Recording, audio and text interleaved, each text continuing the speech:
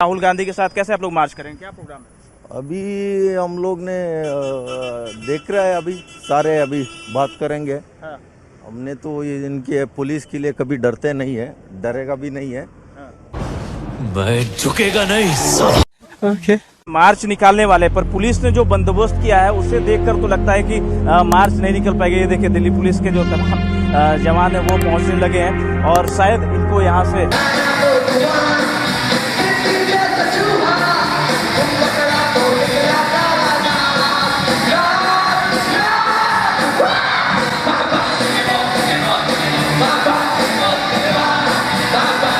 बस हवा निकल गई।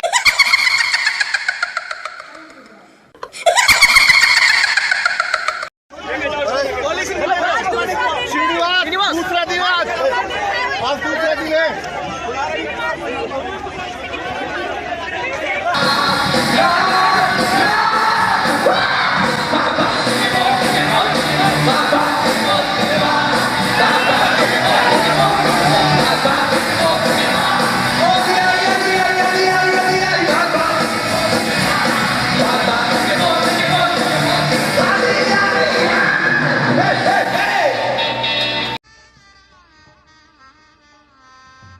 गजब बेइज्जती है। नमस्कार।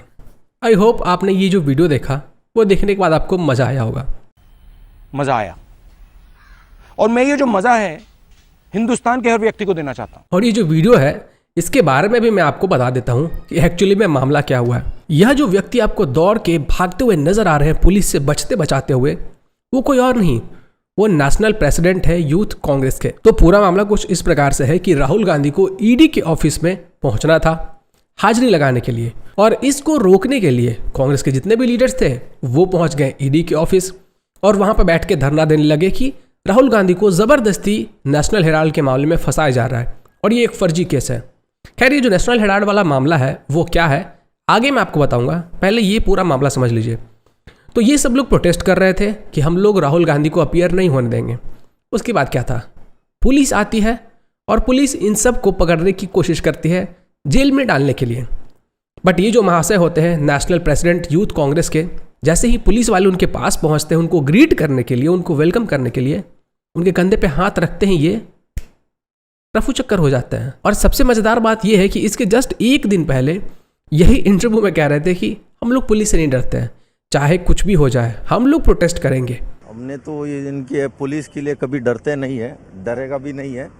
अब ये जो इतना सारा पॉलिटिकल ड्रामा चल रहा है, इस पॉलिटिकल ड्रामा को समझने के लिए ज़रूरी है कि आप पॉलिटिक्स को समझो और इन सब चीज़ों को ज़्यादा से ज़्यादा लोग समझे। इसलिए हम लोग लेकर आए हैं हर घर कुकू एफएम, जिससे कि ज़्यादा से ज़्यादा लोग इन पॉलिटिक्स की चीज़ों को समझ पाएंगे। और इन पॉलिटिक्स की चीज़ों को अच्छे से समझने के लिए मैं आपको सजेस्ट करना चाहूँगा चाणक्य नीति के ऊपर ये ऑडियो बुक, जो कि आपको मिलेगा कुकू एफएम के ऊपर। वैसे अगर आपको नहीं मालूम है तो मैं आपको बताना चाहूँगा कि कुकू एफएम इंडिया का लीडिंग ऑडियो लर्निंग प्लेटफॉर्म है, जहाँ पे इस तरीके की और भी बहुत सारे कंटेंट अवेलेबल है। यहाँ पे आपको बहुत सारे अलग अलग टॉपिक्स पे ऑडियो बुक सुनने के लिए मिलेंगे, जैसे कि religion, politics, biography, geography, geopolitics. Kuku FM पे जो कंटेंट अवेलेबल है उनकी रेटिंग्स 4.5 से भी ज्यादा है और यहाँ पे नॉन फिक्शन कंटेंट की बहुत बड़ी लाइब्रेरी मौजूद है। और कुकू एफएम के इस पूरे ऑडियो लाइब्रेरी को आप लोग सुन सकते हो साल में सिर्फ 199 रुपये देकर।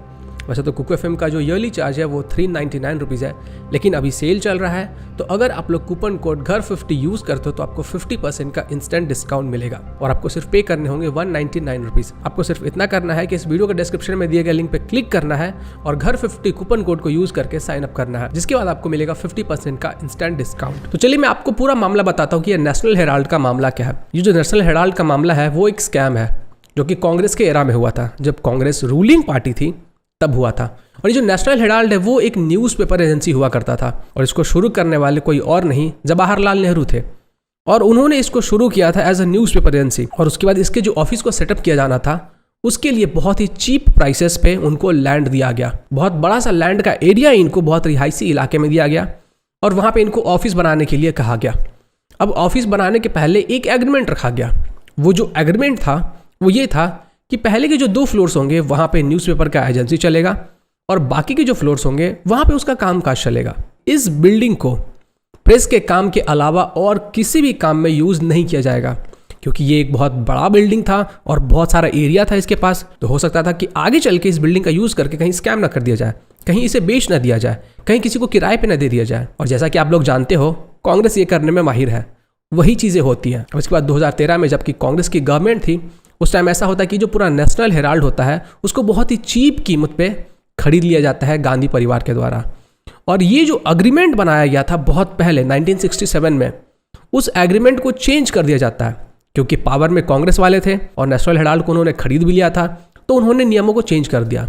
नियम चेंज होके ये हो गया कि अब सिर्फ और सिर्फ जो बेसमेंट होगा वहीं पे प्रेस का काम होगा और बाकी के जो फ्लोर होंगे उसको लीज पे दिया जाएगा, बाकी लोगों को बेचा जाएगा, रेंट पे दिया जाएगा।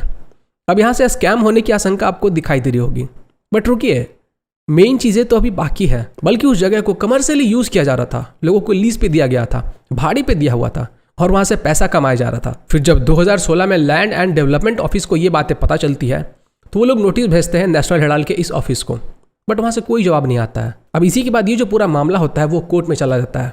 फिलहाल इसकी सुनवाई हो रही है और इसके अंदर जो जांच होने थे उसको रोकने के लिए ही ये सारे कांग्रेस के लीडर्स दिल्ली पहुंचे थे ईडी के ऑफिस के बाहर प्रोटेस्ट करने। मतलब कि सबसे पहले बहुत चीप रेट पे रिहायशी इलाके के बहुत सारे एरिया को दे दो ऑफिस बनाने के लिए, फिर उस ऑफिस को चलाने के नाम पे वहाँ पे कमर्शियली उसको लीज पे दे दो, फिर वहाँ से पैसे कमाओ और लोगों को इस भ्रम में रखो कि वहाँ पे तो प्रेस का काम चल रहा है। और उसके बाद जब वो कंपनी का दिवालिया घोषित हो जाए तो उन सारे प्रॉपर्टीज़ को बहुत ही चीप कीमत पे खरीद लो और जब आपके ऊपर केस हो, ईडी वाले छानबीन करने आए, आपकी हाजिरी हो, आपसे पूछताछ किया जाए, तो अपने लीडर्स को सामने कर दो कि हमें तो झूठा मोटा केस में फंसाया जा रहा है। एक होता है चोर, एक होता है डकैत और फिर आते हैं कांग्रेस वाले।